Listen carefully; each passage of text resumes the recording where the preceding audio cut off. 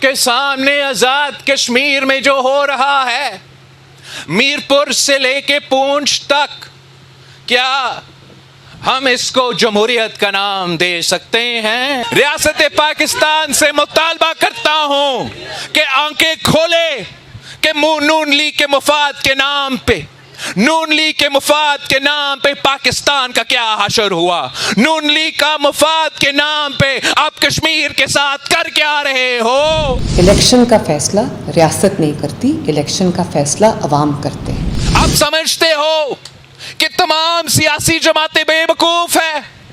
کیا آپ سمجھتے ہو کہ کشمیر کے عوام اندھے ہیں؟ ان کو نہیں پتا کہ آپ ان کے ساتھ کیا کرنا چاہتے ہو؟ جس دھاندلی کا آپ الزام لگا رہے ہیں وہ گلگت بلتستان کے الیکشن میں آپ جیت گئے، وہاں دھاندلی نہیں۔ ہمارا کام ہے کہ ان کا ووٹ کا تحفظ دینا، ان کا ووٹ کو گنوانا، اور انشاءاللہ تعالی ہم پیچھے ہٹیں گے نہیں، کسی کے سامنے جھکیں گے نہیں۔ ہمارا 100% ووٹ، 100% سیٹیں ان سے چھین کے رہوں گا۔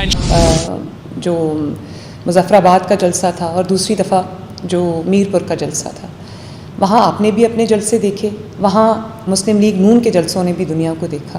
آپ کے جلسے بھی خالی تھے، آپ کے جلسوں میں عوام نے پارٹیسپیٹ نہیں کیا۔ ریاست پاکستان نے یہ فیصلہ کرنا ہے، پاکستان نے یہ فیصلہ کرنا ہے کہ کیا ہمارے لیے قومی مفاد زیادہ اہم ہے یا نون لیگ کا مفاد زیادہ اہم ہے؟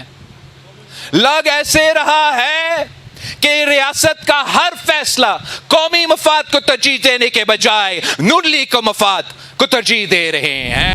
آپ کے پاس سندھ کے بارے میں 17 سال کی مسلسل حکومت کے باوجود آپ کے پاس بتانے کے لیے کچھ نہیں تھا، تو ووٹرز کو سمجھ آ گئی تھی۔